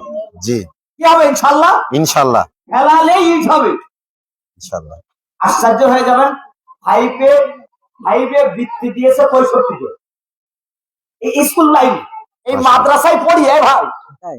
হ্যাঁ, আপনি বলেন কি, এই মাদ্রাসায় পড়ে ক্লাস 5-এর ছাত্ররা, আমার 5-এর ছাত্ররা এই মাদ্রাসায় পড়ে তারা বৃত্তি দিয়েছে 65 জন। এবং আমার সারসা টোটাল সারসা সমস্ত সরকারি স্কুলগুলো এবং অন্যান্য কিন্ডারগার্টেন বা যা স্কুলগুলো আছে তাদের মাথায় হাত, সামাদ ভাই করিস দিয়ে এই যে 65 জন, এদের টানতে আমাদের শিক্ষা অফিসার শেষ। শিক্ষা অফিসার প্রত্যেক সপ্তাহে আমার মাদ্রাসায় আসে, ভিজিট করে এবং ক্লাসে যায়, শিক্ষকরা কেমন পড়াচ্ছে দেখে। তো আমি বলছি যে আমার ফর্মা আর এই ফর্মা এক, তো ফেলালি ইট হবে ইনশাল্লাহ। তাহলে যোগ্য দক্ষ কোটিপতি মানুষের ছেলেপিলে যদি আমার প্রতিষ্ঠানে দিতে পারে, তো আপনারা কি আপনাদের সন্তানকে এই প্রতিষ্ঠানে দিতে পারেন না? ইনশাআল্লাহ। আলহামদুলিল্লাহ। আসলে হুজুরকে আনার উদ্দেশ্য এটাই, নাহলে বক্তা হিসেবে যদি হুজুরকে দাওয়াত দিতাম, বক্তার সাথে পরিস্থিতি কি আমার কম আছে? সারা বাংলাদেশের প্রায় সকল বক্তাদের সাথে আমার ওঠা বসা আছে। হুজুরকে দাওয়াত দেওয়ার মূল কারণই হলো হুজুর একজন সফল প্রতিষ্ঠান পরিচালক। আলহামদুলিল্লাহ, আমাদের সভাপতি সাহেবও চলে এসেছেন, মার্কাতুল হারাম মুসলিমিনের প্রতিষ্ঠাকালীন সভাপতি। আমি বলেছিলাম যে 11:30টার মধ্যেই ছেড়ে দেব। এইমাত্র বাবরচি খানা থেকে আমার কাছে একটা নিউজ আসলো যে আরেকটু ধরে রাখেন। এখন যে এইটুকু আপনাদের ধরে রাখবো, আমাকে দোষ দিয়েন না। আপনাদের যে মেহমানদারি করার জন্য একটু প্যাকেজিং চলছে না, বললো যে প্রথম ডেক নেমে গেছে, দ্বিতীয় ডেকের প্যাকেজিং চলছে, শুধু ওইটার জন্য একটু আপনাদের ধরে রাখতেছি, নাইলে আমার অনুষ্ঠান লম্বা করার কোনো ইচ্ছাই ছিল না। এই জন্য দ্বিতীয়বার হুজুরকে মাইক দিলাম। হ্যাঁ, কথা কি বুঝতে পেরেছেন? একটু সবর করবেন আশা করি। তো হুজুরকে আনার উদ্দেশ্যটা বলছিলাম যে হুজুরকে ওখানেও আমি মাঝে মাঝে নিয়ে গিয়েছি। বিশেষভাবে হুজুরকে আনার উদ্দেশ্য, হুজুর তো বড় বক্তা মাশাআল্লাহ, কিন্তু বক্তা হিসেবে না, হিসেবে একজন সফল প্রতিষ্ঠান পরিচালক। তো সাধারণত যারা মাহফিল করে বেড়ায় অনেক বেশি, তাদের প্রতিষ্ঠান সাধারণত ভালো ওইভাবে চলে না, কিন্তু হুজুর আলহামদুলিল্লাহ 2 লাইনেই পারদর্শী মাশাআল্লাহ। এই জন্য যে যেই লাইনে কি হতে চায়, ভালো কিছু করতে চায়, তার উচিত হইলো ওই লাইনে ভালো কে করেছে তার কি করা, অনুসরণ করা। আজকে হুজুরকে এনেছি, আমি মাদ্রাসাতুল মদিনা বগুড়ায় গেছিলাম সফরে, শুধুমাত্র আমার এই প্রতিষ্ঠানের একটা মডেল দেখার জন্য যে ওখানে উনি কিভাবে করেছে। একেবারে প্রত্যন্ত এলাকা, আশেপাশে বাড়িঘরও খুব একটা নাই, আর সব হইলো পুকুর, পুকুর ভরে ভরে একটা গোটা বিল্ডিং তুলতেছে, তাও জায়গা নেই। শত শত গাড়ি। মুফতি মনোয়ার সাহেব, মাদ্রাসাতুল মদিনা বগুড়া, নেটে সার্চ দিলেও আপনারা পাবেন। অথচ কিছুদিন আগে উনি ঢাকা বসুন্ধরার ইমাম ছিলেন। আপনারা জানেন ফ্যাসিবাদের আমলে অনেক ইমামদের ইমামতি চলে গেছে। তখন উনি চিন্তা করলেন, না, আমি আমার নিজ জমিতে কি করব, মাদ্রাসা করবো। হুজুর আমার বলছিল ওখানে যখন আমি ছিলাম, হুজুর বলছিলেন না যে তুমি তো পরের জমিতে স্বপ্ন বুনতেছ, তোমার চোখে অনেক স্বপ্ন, কিন্তু কতটুকু সফল হওয়া। তারপর দোয়া করি, যেহেতু শুরু করে হুজুর না করেনি, কিন্তু সন্দেহ প্রকাশ শুরু করেছিলেন না। হ্যাঁ, আমি বলেছিলাম যে প্রতিষ্ঠানের মূল অবকাঠামো হলো ল্যান্ড। জি জি, এই ল্যান্ডটা নিয়ন্ত্রণে না থাকলে এক একজন এক এক সময় এসে মাতব্বারি করতে চায়। তো হুজুর আমাকে বলেছিলেন ওই সময়, তবুও আসলে দিনের কারণে তারা আমাকে ভালোবেসেছে। ফ্যাসিবাদী হাসিনার আমলে অনেক বিপদে আপদে আমার পাশে ছিল, যার কারণে তাদের প্রতি একটা আস্থা এবং বিশ্বাস ছিল অন্য লেভেলে, মানে ওভার কনফিডেন্ট যেটাকে বলে। কিন্তু 5ই আগস্টের পরে যখন আবার গণতন্ত্রের হাওয়া বইছে, তখন এই হাওয়াতে আসলে এটা একটা ইমানের পরীক্ষা। আল্লাহ তাআলা অনেক সময় বিপদ দিয়ে মুমিনকে পরীক্ষা করেন, অনেক সময় কি দিয়ে, সচ্ছলতা দিয়ে কি করেন, পরীক্ষা করেন। যাই হোক, ওইটা আমি আর ওই তিক্ততা স্মরণ নিজে করে এবং আপনাদেরকে স্মরণ করিয়ে দিয়ে আজকের এই উৎসব মুখর পরিবেশকে আমি নষ্ট করতে চাচ্ছি না। তবে বললাম আর কি যে হুজুর একজন অভিজ্ঞ লোক, তারপরে আমি আরেক জায়গায় সফরে গেছিলাম, সেখানেও উনি একজন অভিজ্ঞ লোক, এবং আরো কয়েকটা মাদ্রাসা আমি সফর করি। তো আমার নিয়ত করেছি হুজুরকে দিয়ে শুরু, যারা প্রতিষ্ঠান পরিচালনায় সফল, আমি এক একটা প্রোগ্রামে এক একজনকে ইনশাল্লাহ নিয়ে আসবো। হুজুর আবারও আসবেন ইনশাল্লাহ। এমন হতে পারে যে হুজুর যেহেতু কাছে, হুজুর অন্য অতিথিও থাকলো, সাথে হুজুরও থাকবেন ইনশাল্লাহ। ঠিক আছে, যেহেতু হুজুর মাহফিল তো রাতে দিনে করি, হুজুর ক্লাসে ঘাটতি না হয় সেই হিসেবে ইনশাল্লাহ আমরা করবো। যদি প্রতি মাসে এরকম একটা সেমিনার হয়, আপনারা কি বলেন, ভালো হয় কিনা? আমি মনে করি আমাদের ওস্তাদরাও চাঙে থাকবে। এই আলোচনাগুলো শুধু আপনাদের জন্য না, আমার জন্য দরকার। মাদ্রাসা পরিচালনা ম্যানেজিং এ যারা আছেন তাদের দরকার, আমার শিক্ষকদের জন্য দরকার, অভিভাবকদের জন্য দরকার। কারণ বাঙালি তো খুব বিস্মৃত জাতি, ভুলে যাই খুব দ্রুত, খুব দ্রুতই আমরা ভুলে যাই। এজন্য ভুলে যেন না যাই, এরকম প্রোগ্রাম যদি মাসে একটা করে হয়, এটা হইলে খুশি আছেন কে? হাত তোলেন তো। হওয়া দরকার মনে করেন? আচ্ছা, তো আলহামদুলিল্লাহ এখান থেকে শুরু থেকেই করে আসতেছি, ঠেলে নিয়ে যাচ্ছে। ওই যে হুজুর যেমন বললো যে একক ইতে চালাইছি, ওই প্রতিষ্ঠানও আমি প্রতিষ্ঠানের প্রায় 70 থেকে 80 ভাগ আনুমানিক আমার ইতে চলেছে আলহামদুলিল্লাহ। এই 70-80 আর 20 ভাগ হয়তো তাদের স্থানীয় জনগণের, আর 70-80 ভাগের মধ্যে আবার 50% একেবারে আমার ব্যক্তিগত, আর 50% হয়তো সারাতে দিনী ভাইরা আমাকে চেনে তাদের মাধ্যমে। এখন আপনাদের যদি স্বতঃস্ফূর্ততা দেখি, আমি এই প্রতিষ্ঠানের প্রতি আন্তরিকতা সেই লেভেলের দেখি, যে আমি হয়তো 2-3 দিন পরে আসলাম, আপনারা আমাকে জানালেন, হুজুর পরামর্শ দিলেন, হুজুর এইভাবে করলে ভালো হয়, হুজুর এটা না হইলে ভালো হয়, তখন আমি বুঝবো যে আপনার প্রতিষ্ঠানের প্রতি আসলে কি আছে, আন্তরিকতা আছে। হুজুর আমি একটু আপনার অনুপস্থিতিতে প্রতিষ্ঠানে ঘুরেছি, মাশাআল্লাহ সুন্দর পড়াশোনা হয়েছে, কিংবা হুজুর গত সপ্তাহে খুব সুন্দর হইলো, এই সপ্তাহে কি একটু কেমন যেন হইলো, এগুলো আমাকে জানাতে হবে। তারাও তো মানুষ, আমার শিক্ষকরাও কি। তবে হাত জোর করে বলি, সরাসরি কোনো অভিভাবক কোনো শিক্ষককে ডাইরেক্ট যায় কিছু বলবেন না। যদি ওই শিক্ষক আপনার দ্বারা কষ্ট পেয়ে যান, এটার প্রভাব ওই যে বললেন ক্রিয়া আসর আছে, আসর, শিক্ষকের মনের কষ্ট আর মনের অজান্তে আপনার বাচ্চার উপর পড়ে যেতে পারে। বাস এইটুকু, আর কিছু না। এইটুকু রিকোয়েস্ট করি, যত যা হয় আমার কাছে বলবেন। এবং আমি হুজুরের প্রতিষ্ঠান, হুজুরের কাছে আমি এগিয়ে যেতে চাই। এবং এটা হলো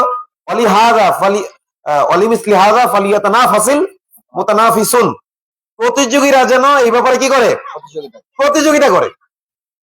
যে আজকে মাশাআল্লাহ হুজুর একজন সফল, তো সফলতার কি কোনো শেষ আছে? সফলতার কি শেষ আছে? এর চেয়েও বড় সফলতা হতে পারে কিনা? যেমন ধরেন স্কুলে আপনার A+ হয় কি 80 পাইলে, আর মাদ্রাসায় স্ট্যান্ড করার সিস্টেমটা ভিন্ন, 80 পাইলেই হবে না, একটা সিরিয়াল দিয়ে দেয়, যে যত বেশি নাম্বার পাবে আমরা 100 জন নেব, তাই না? এখন যদি 99 জন হয়ে গেছে, মানে 99, 98, 97, 95 মধ্যে 100 জন হয়ে গেছে, তো বাস গেছে। এইভাবে 80 পাইলেই না, 80-র উপরে কিছু পাইতে হবে। এই জন্য আমরা সেই শিক্ষা নিয়ে এসেছি।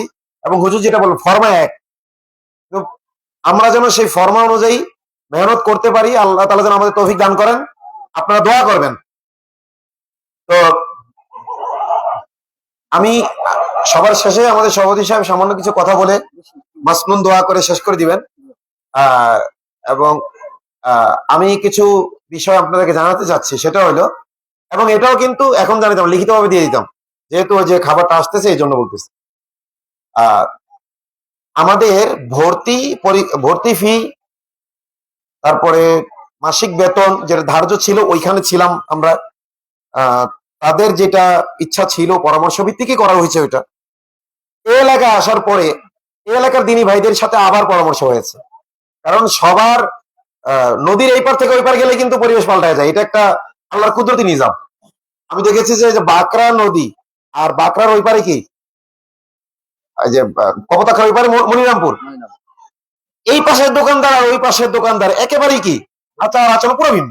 এই পাশের মহিলাদের কালচার আর মনিরামপুরের ওই পাশে একদম কালচার কি পুরো ভিন্ন। এটা একটা আল্লাহ তাআলার কুদরতি নিজাম। আমিও কিন্তু একটা নদী পার হয়ে চলে এসেছি, যদিও কপোতাক্ষের এরিয়াতে আছি, কিন্তু এই দিকটা মাঝখানে কি বেতনা না, বেতনা ব্রিজ, এই যে ব্রিজ বেতনা। তো আমি দেখেছি সুবহানাল্লাহ হুজুর, মানে এমন কিছু বিষয় যেটা ওদের মধ্যে ওই গুণগুলো ছিল, এখানে সেটা আমি পাইনি। আবার ওইখানে এমন কিছু নোংরা দোষ ছিল যেটা ওখানে নাই। তার মানে আল্লাহ তাআলা ভৌগোলিক কারণেও মানুষকে কি করেন, মানুষের মানসিকতার পরিবর্তন করেন। তো এখানকার দিনী ভাইদের নিয়ে আমি আবার পরামর্শ করেছি। তো তারা আমাকে পরামর্শ দিয়েছেন। আমাদের এখানে মনির ভাই আছেন, আমাদের হাসান ভাই আছেন, তারপরে যে আমাদের রুবেল ভাই আছেন, সবাই নাম নিচ্ছে না বলে কেউ মাইন্ড করেন না কিন্তু। হ্যাঁ, তো ওনার সাথে পরামর্শ করেছি বেশ কিছু বিষয়। ওনারা বলেছেন যে আমরা সবাইকে গড়ে 500 করেছি, অনেক গার্জিয়ান আছে এটা দিতে পারে না। একটা গার্জিয়ান দিতে পারে ফুল, আরেকজন 200 টাকা দিতে পারছেন, এটাও তার মধ্যে হীনমন্যতা এক ধরনের কাজ করে। এজন্য সবাই যেন দিতে পারে সেরকম একটা নির্ধারণ যদি আমরা করি তাহলে মনে হয় ভালো হয়। তো আমরা পরামর্শ সাপেক্ষে নির্ধারণ করেছি এবছর আমাদের সামর্থ্য যদি আল্লাহ আরো বাড়ায় আরো সহজ করার চেষ্টা করবো ইনশাআল্লাহ। কিছুটা দেখেন ওইখান থেকে আসার পরে আল্লাহ আমার সামর্থ্য বাড়াইছে, কমাই নাই আলহামদুলিল্লাহ। ওখানে আমি কোনোবার মাদ্রাসার জন্য গরু কোরবানি দিতে পারি নাই, এখানে এসেই এই ঘরটা ভাড়া নিয়েছে আল্লাহ তাআলা। ওই যে হাসান ভাই দোকানে বসেছিলাম, চিনি না জানি একজন ফোন করেছেন, হাসান ভাই মাদ্রাসার জন্য গরু দেবে, ফোন দিছে আলহামদুলিল্লাহ এখানে এসেই। তো আল্লাহ তাআলা গরু কোরবানি দেওয়ার তৌফিক দান করেছে। তারপরে আমি দেখেছি আগে যে পরিচিতি ছিল আমার, এখানে আসার পরে পরিচিতি বাড়ছে না কমছে সারা দেশে? হ্যাঁ, সারা দেশ ব্যাপী বেড়েছে। এটাও আমি মনে করি যে আমি একটা যে কঠিন সিচুয়েশনে ছিলাম, এই সিচুয়েশনকে উত্তরণের জন্য হয়তো এটা দরকার ছিল। এবং এমন এমন কিছু কাজ আমার দ্বারা আল্লাহ করায় নিয়েছেন, যেটা দ্বারা আমার ওস্তাদরা বলেছেন আমাদের ঈর্ষা লাগে। ওস্তাদ আমাকে দোয়া করে এইভাবে। আল্লাহ তাআলা আমাদের সকল ওস্তাদদেরকে নেখায় দান করেন। তো যাই হোক, আমি কথা লম্বা করব না। তো সেই পরামর্শ সাপেক্ষে আমরা নির্ধারণ করেছি প্লে যারা ভর্তি হবে, ভর্তি মানে মাসিক বেতন 300 টাকা মাত্র। আগে 500 ছিল। আগে কত ছিল? আগে ছিল 500। এখন প্লের বেতন কত হবে? 300। নার্সারি হবে এখন থেকে 400। এরপরে 1-2 তে যাই হবে কি 500।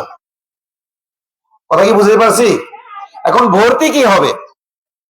ভর্তিও ঠিক তাই হবে, 1 মাসের বেতন সমপরিমাণ হবে ভর্তি ফি। ভর্তি ফিও ওইখানে বেশি ছিল, কিন্তু আমরা এখানকার খেটে খাওয়া মানুষ বেশি। এখানে ওই এলাকায় হইলো বাকরা বাজারে বেশিরভাগ দোকানদার, অনেকের ফার্মেসি, অনেকের দোকান পানি মোটামুটি সামর্থ্যবান ছিল। এই এলাকা অনুযায়ী আমি সেটাও কমিয়ে দিচ্ছি। এবং ওই এলাকা থেকেও যারা আসে সবার জন্য এটা ভালো থাকবে ইনশাআল্লাহ। ঠিক আছে? আর আপনারা জানেন আমি কিন্তু ওইখানে 5 বছর কিন্তু বিনা বেতনে পড়াইছি, একেবারে বিনা বেতনে। পরবর্তীতে যখন শিক্ষকের সংখ্যা বেড়েছে, আমি আর একা কুলে উঠতে পারি না, তখন বেতন ধার্য করেছি। আপনাদের থেকে যে বেতনটা আসে এটা হয়তো আমার এই খরচের 30% হয়তো পূরণ হয়, 70% এখনো আমার ভর্তুকি দিতে হচ্ছে। 100% ভর্তুকি দিলেও আমার সমস্যা নাই, কারণ এগুলো আমার কোথায় জমা হচ্ছে? কোথায় জমা হচ্ছে? আমি বা আমার দিনী ভাইরা যারা সহযোগিতা করতেছেন, দূরের ভাইরা কাছের ভাইরা, জমা হচ্ছে না সব? এগুলো মূলত এই মাদ্রাসা তো আমার জন্য একটা ব্যাংক। আপনার দরকার এরকম ব্যাংক যেন সারা দেশের অন্তত প্রত্যেক জেলায় একটা করে করতে পারি আমার জীবদ্দশায়। এরপরে পরবর্তী প্রজন্ম যেন প্রত্যেক থানায় থানায়, এরপর আস্তে আস্তে একটা পর্যায়ে যায় যেন প্রত্যেক মহল্লায় মহল্লায়, হুজুর যেটা বলছেন মহল্লায় মহল্লায় হওয়া দরকার এরকম প্রতিষ্ঠান। আল্লাহ আমাদের তৌফিক দান করে, বলেন আমিন। তো পেলে ভর্তি কত? 300, নার্সারি 400, আর 1-2 500, 500 উপরে 500 উপরে আর বাড়ানোর নিয়ত আমাদের আপাতত নাই। এবং দেখেন আমরা জোহরের পরে ফ্রি প্রাইভেট পড়াই, এটা আমি অনেক জায়গায় খোঁজ নিয়েছি, ফ্রি কেউ পড়ায় না। আমাদের ওস্তাদরা ফ্রি প্রাইভেট পড়ায় জোহর থেকে আসর পর্যন্ত। এই সময় আমরা গাড়ি পাঠাই না যদিও, কিন্তু যারা যারা পড়াইতে আগ্রহী তারা বাচ্চা দিয়ে যাবেন। জোহর থেকে আসর পর্যন্ত ফ্রি প্রাইভেট। এবং যেই বাচ্চার আরবিতে দুর্বলতা তার জন্য আরবি শিক্ষক নিয়োগ দেওয়া আছে। যেই বাচ্চার ইংরেজিতে দুর্বলতা ওই প্রাইভেটের জন্য ইংরেজি শিক্ষক। মানে টাকা নেই না বলে যে মান খারাপ তা কিন্তু না, আপনাদের সামর্থ্যের কারণে যে টাকা চাই আপনারা হয়তো দিবেনই না বাচ্চা প্রাইভেটে, তখন আমাদের স্কুলের বদনাম হবে যে বাচ্চারা কি শিখছে। এই জন্য আমরা এই ভর্তুকি দিয়ে যাচ্ছি। যেই ওস্তাদরা প্রাইভেট পড়ায় এবং যে ওস্তাদ প্রাইভেট পড়ে না, বেতন কিন্তু সমান না, তাকে কিন্তু বেশি বেতন দিই আমরা। যারা আবার, কারণ তার আবার বাড়ি থেকে আসতে হচ্ছে, আবার পড়ানোর জন্য আসতে হচ্ছে, সময় ফারিক করতে হচ্ছে। তো এছাড়া ইনশাল্লাহ আমরা এখানে এই শিশুদেরও অনেক কারিগরি অনেক কিছু আছে, এগুলো পরামর্শ সাপেক্ষে তাদের জন্য কোনটা কোন পর্যন্ত বিজ্ঞান বাক্স আছে। এই বিজ্ঞান বাক্স আপনারা নেটে সার্চ দিলে দেখবেন। ইনশাল্লাহ বিজ্ঞান বাক্স আমি চেষ্টা করি, এগুলো আমাদের প্ল্যানের মধ্যে আছে, যাতে বিজ্ঞান শেখার একটা মেজাজ এবং হাতে খড়ি এখান থেকে এদের হয়ে যায়। এবং আলাদাভাবে এদের শরীর চর্চার জন্য শারীরিক শিক্ষক নিয়োগ দেওয়ার পরিকল্পনা আছে, কথাও হয়েছে আমার সাথে। এবং আমাদের যে ইংরেজি টিচার আছেন, উনি অনেক যোগ্য ইংরেজি টিচার, এখন উনি ছুটিতে আছেন। তারপরে আমাদের কোরআন শেখানোর জন্য আলাদা হাফেজ। এমনি তো সবাই কিন্তু কোরআন পারে, তারপরে হাফেজরা যেইভাবে পারে মানানা কিন্তু ওইভাবে গুরুত্বটা তার থাকে না। এজন্য এটার জন্য আলাদা হাফেজ নিয়োগ দিয়েছি আমরা। মাসালা এবং হাদিসের জন্য আলাদা আমরা আলেম নিয়োগ দিয়েছি। কথা কি বুঝতে পারছেন? গণিত টিচার আমাদের আলাদা। মানে আমি চাচ্ছি আমাদের প্রত্যেকটা ছাত্র যেন সব বিষয় কি হয়, পারদর্শী হয়। আমাদের একটা ত্রুটি আছে আমাদের ক্যাম্পাসে, যেহেতু শাটার উঠে আমরা ক্লাস করাই, এটা আমাদের ত্রুটি, আমরা স্বীকার করি। ইনশাল্লাহ অচিরে এটা দূর হয়ে যাবে। আমি কিন্তু দিনী ভাইয়ের সাথে আলাপ আলোচনা করেছি, তারা আমাকে কিছু আশা ভরসা দিয়েছে, হুজুর আপনি জমি দেখেন, আল্লাহ ব্যবস্থা করে দেবে। তো দিনী ভাইরা যেহেতু বলছে দেখেন আল্লাহ ব্যবস্থা করে দেবে, তাহলে ওনারা একটু চেষ্টা করবে তো বলে মনে হয় নাকি? আপনারাও করেন। আপনাদের কাছে টাকা পয়সা চাচ্ছি না, আপনারা জমি দেখে দেন আমাকে। পাকা রাস্তা হোক না হোক, রাস্তা যেন থাকে, ভ্যান নিয়ে যেন আমি যেতে পারি, এবং যেখানে বেশি পরিমাণে জমি পাবো আমরা। কারণ আমাদের এখানে প্রজেক্ট কিন্তু অনেক বড়, এখন এটা চারা গাছ। আমাদের যে পরিকল্পনা এটা অনেক বড়, আমার অনেক বড় আশা আছে যশোরকে নিয়ে। এবং আমি আপনাদেরকে আরেকটা বলি, বিভিন্ন সময় আপনাদেরকে প্রপাগান্ডা করে না যে এই হুজুর চলে গেছে, হুজুর আর আসবে না, এরকম করে কি করে না? এই জন্য ইনশাল্লাহ আমি নিজেও অত্নে আসলি বলে বিক্রমপুর থেকে অত্নে আসলি মানে আমার স্থায়ী নিবাস পরিবর্তন করে যশোরে আসার প্ল্যান করেছি। আমার আব্বার সাথে পরামর্শ অনেকটা আগে গেছে। কথা কি বুঝতে পারছেন? আমি স্থায়ী নিবাসেরও প্ল্যান করেছি। আল্লাহ তাআলা যেন আমাকে সেই পর্যন্ত হায়াতে রাখেন, আমার স্বপ্নগুলো বাস্তবায়ন করা পর্যন্ত আপনারা দোয়া করবেন। এবং আমাদের ওসমান হাদি ভাই, তাকে আপনারা দেখেছেন, একজন জুলাই যোদ্ধা, তাকে গুলি করেছে। এবং বাঁচবে কিনা জানি না, ডাক্তাররা যা বলতেছে যে আল্লাহ, এটা মিরাকেল মানে অলৌকিক যদি কিছু হয় তাহলে বাঁচবে, স্বাভাবিকভাবে বাঁচার কথা না, অলৌকিক কিছু হইলে বাঁচবে। তো আমাকেও এরকম করে ফেলতে পারে কিনা বলেন? যদি আমি যদি শহীদ হয়ে যায় আল্লাহ রাস্তায়, এই প্রতিষ্ঠান কি আপনারা ছেড়ে দেবেন? আমার ছাত্র হাফেজ মুসলিউদ্দিন আছে, মুখলিসুর রহমান আছে, তারপরে রমজান আছে, আমাদের মুস্তাফিজ আছে, এরা এখন শিক্ষক হয়ে গেছে। এরা কিন্তু এই মাদ্রাসার প্রথম ছাত্র ছিল। তো ওরা চালাবে ইনশাল্লাহ মাদ্রাসা। কি আপনারা রাজি আছেন তো ইনশাল্লাহ? আমার দিনী ভাই, আমি যেখানে যাচ্ছি আমি সবাইকে ওসিয়ত করে যাচ্ছি যে আমার বৈষম্যহীন কারামুক্তি আন্দোলন, মুসলিম মুক্তির যে সংগঠন, এটা এখন জাতীয় পর্যায়ে আছে, এটাকে আন্তর্জাতিক পর্যায়ে নিতে হবে। আজাদী আন্দোলন বাংলাদেশ, যতক্ষণ বাংলাদেশে ইসলাম প্রতিষ্ঠা না হয় ততদিন পর্যন্ত চলবে আজাদীর আন্দোলন। ঠিক আছে? আমি বলে দিয়েছি আমরা কোনো গণতান্ত্রিক রাজনীতিতে যাব না। আমরা অন্য যেটা হাজী শরীয়তুল্লাহ রহমতুল্লাহ আলাই এবং আমাদের ওলামায়ে দেওবন্দ সহি যে পথ দেখিয়ে গেছেন সেই পথে ইনশাআল্লাহ।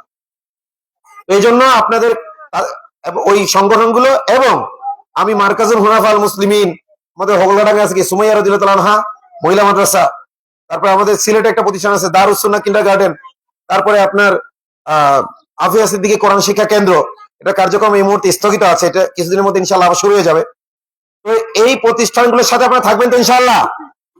ওসমান হাদিও কিন্তু এরকম বলতো, কবে মরে যায় বেচারা, মানে হয়তো উনি বলেছেন, হৃদয়ের ভিতরে আল্লাহ ঢেলে দিয়েছিলেন কিছু। আমার মুখ দিয়ে ইদানিং এই কথাগুলো কেন বেশি আসে আমি জানি না। তো এই জন্য আমার জন্য দোয়া করবেন যে আল্লাহ তাআলা যেন অন্তত এই স্বপ্নগুলোর একটা পর্যায়ে নেওয়া পর্যন্ত আমাকে হায়াতে রাখে।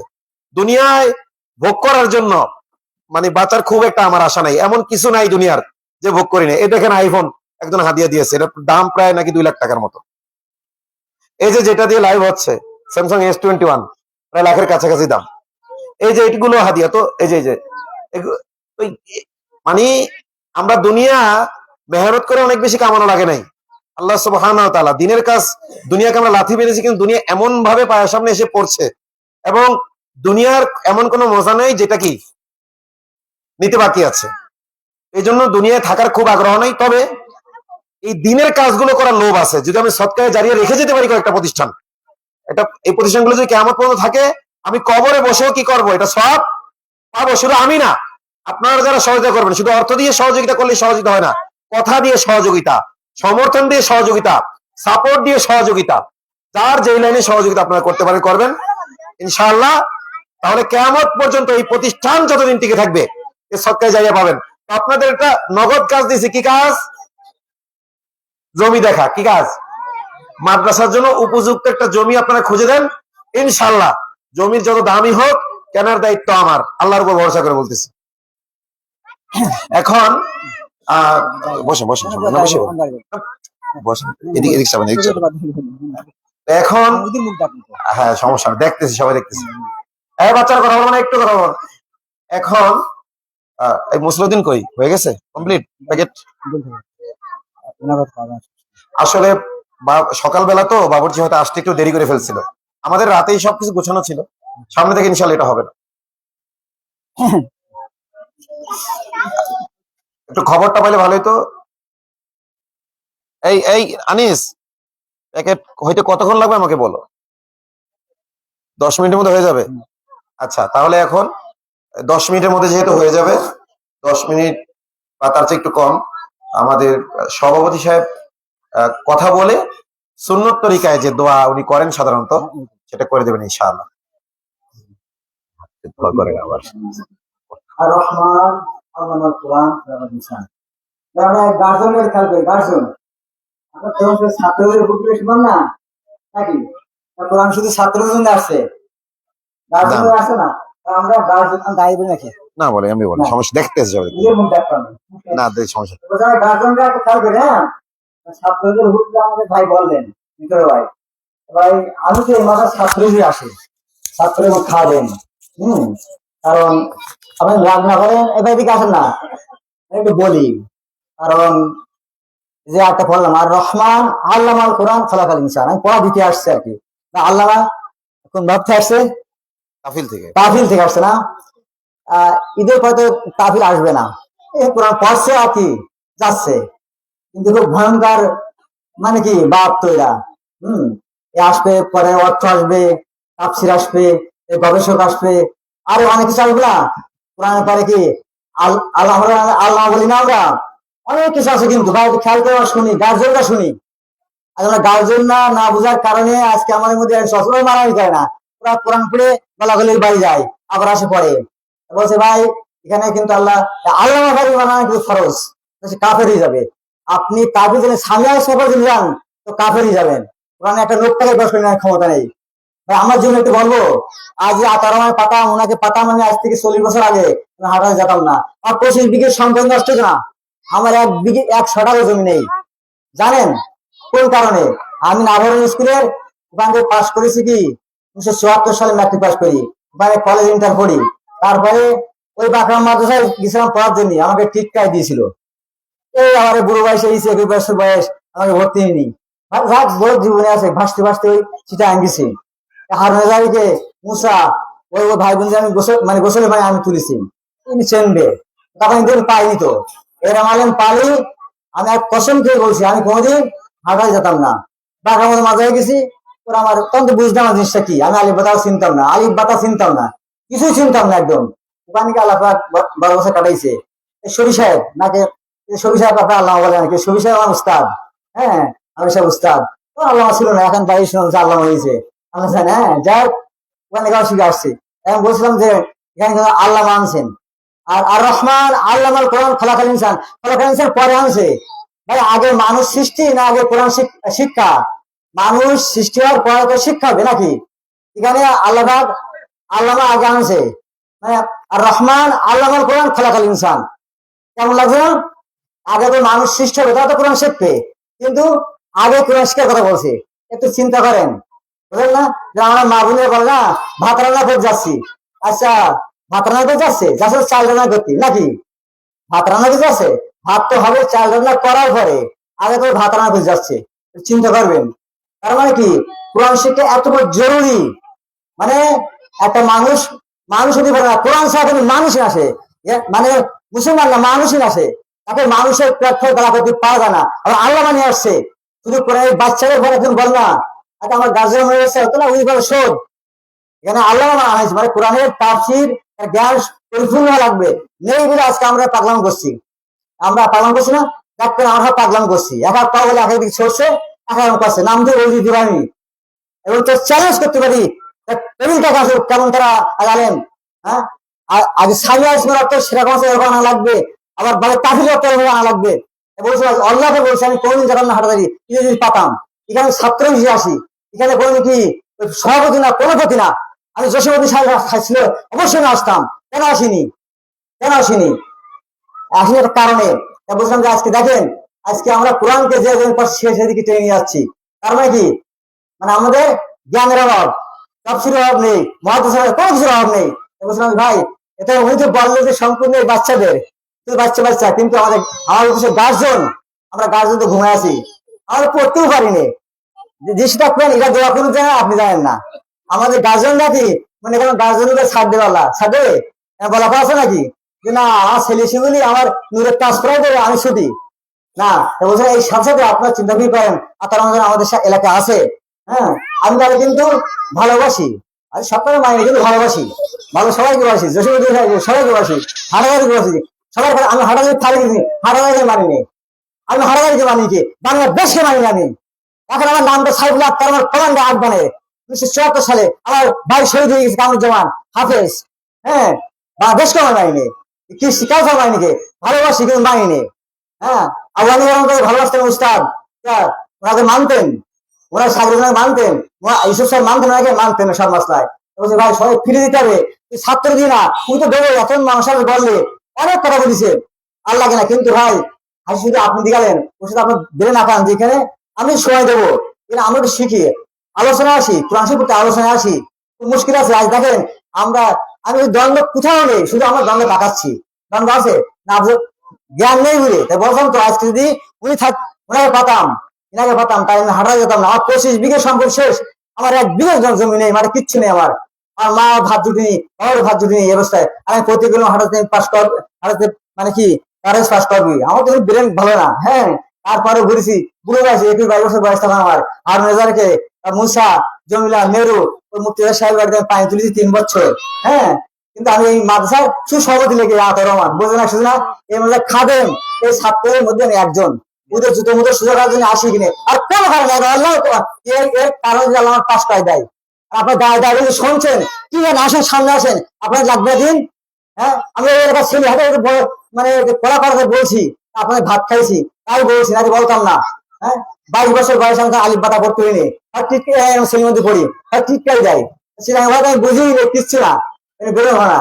তার সাথে আসি তো অনেক লোক আমার বসছে না, তার সাথে মেশো, আমি মিশি আমার কারণে, আমি বুঝি তাই মিশি। হ্যাঁ, আমি বুঝি তাই মিশি, আমার ব্যাপার, কার মেশবো না। আল্লাহ পাক আমি তৌফিক দান করুন। এই যে ভাই রয়েছে, আবার শুনি, যাই আসি। হ্যাঁ, ভালোবাসি, সবাইকে ভালোবাসি দেওবন্দির।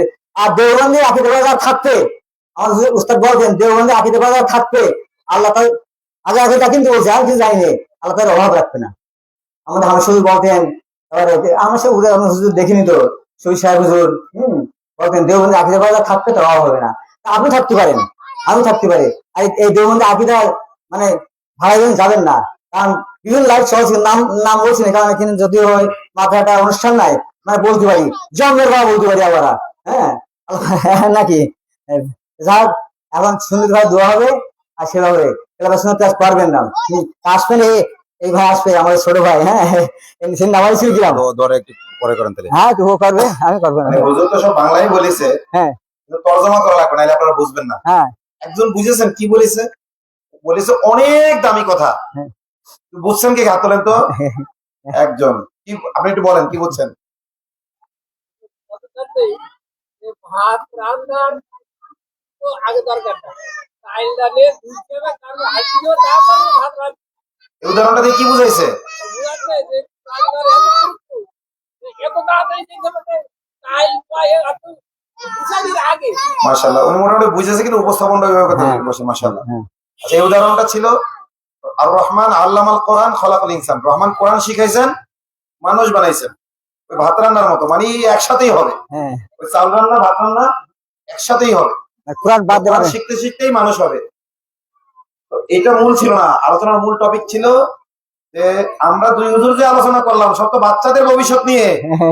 এই বাচ্চার মা বাবার ভবিষ্যৎ কি হবে, তারা যে কোরআন জানে না, এইটা হলো হুজুরের আলোচ্য বিষয়। আল্লাহ কোরআনে বলেছেন ওয়াকাল আর রাসূল, সেদিন রসুল মামলা দেবেন। সূরা ফুরকান, কোরআনের আরেক নাম কি? ফুরকান, হক বাতিলের পার্থক্যকারী। 30 নম্বর আয়াতে বলেছেন ওয়াকাল আর রাসূল ইয়া রব্বি ইন্না কওমি ইত্তাখাযু হাযাল কুরআনা মাহজুরা। এই কোরআনকে যারা পড়বে না তাদের বিরুদ্ধে মামলা দেবেন রাসূল, যে আমার উম্মত এই কোরআনকে পরিত্যাগ করেছে। এই কোরআন যে পড়বে না, কোরআন যে বোঝার চেষ্টা করবে না, মামলা দেবেন কে? রসুল মানে বার্তাবাহক। রসুল মানে কি? বার্তাবাহক। তার মানে আপনি যেই বার্তা বাহককে স্বীকার করে নিলেন, তার বার্তাটা আপনি নিজে পড়লেন না। আপনি রসুলকে বার্তাবাহক হিসেবে কি করতেছেন? স্বীকার করতেছেন, অথচ ওই বার্তাটা আপনি নিজেই কি পড়লেন না। এই জন্য রসুল মামলা দেবেন। যার যার জায়গায় থাকেন, উঠবেন না কেউ, হ্যাঁ সবার হাতে চলে যাবে, সবাই একসাথে দোয়া করে উঠবো আমরা ইনশাআল্লাহ। আছে তো? আগে উঠে যাবো কে? একটু দেখি তো, সবাই যার যার জায়গায় বসো। ছেলের আর বাপের এই পাশে, মেয়ের আর মায়ের ওই পাশে। আলোচনা মাশাআল্লাহ। এই আগে তো ওই পাশে পাঠানোর দরকার ছিল, ওই পাশে আগে দিন। ওই মেয়েদের আগে দিতে সুন্নাত। হ্যাঁ, ও দুর্বল জাতি আগে দিন। হ্যাঁ ওকে সুন্নাত আগে দেয়, মেয়েদের নিশ্চিত করো। হ্যাঁ মেয়েদের হ্যাঁ মেয়েদের সুন্নাত আগে, মেয়েদের। সবাই আমরা একমত, হ্যাঁ আমরা নাকি নারীদের দাম দেই না, কয় কি? না এমনি সুন্নাত আগে মেয়েদের দেয়। সুন্নত না? হ্যাঁ মেয়েদের আগে আচ্ছা, সুন্নাত। আমি জানতাম না। হ্যাঁ মেয়েদের আগে এই সুন্নাত। মহিলাদের আগে দেওয়া সুন্নত হুজুর বলছে। হ্যাঁ সুন্নাত আগে, মেয়েদের আগে। আগে দেন, আগে তো সুন্নাত। ওই পাশে আগে দেন, মহিলাদের আগে, মা বোনদের আগে। হ্যাঁ তোমরা পরে, বুঝছো? হ্যাঁ চুপ করে বসো, বসো। হ্যাঁ ওদের আগে, তারপর আমাদের। এই যে নড়াচড়া করা যাবে না, চুপ করে বসো। একটু ধৈর্য ধরি বাস। তো এই রুবেল ভাই ওঠেন কেন? বুঝছেন কে? কি করবেন? কাজ করবেন? কাজে সহযোগিতা করবেন? আচ্ছা তাহলে যান, কাজে সহযোগিতার জন্য যান। আমরা হাতে পেলেও উঠবো না, সবাই একসাথে পাবে, তারপর ইনশাআল্লাহ। রাজি আছি তো?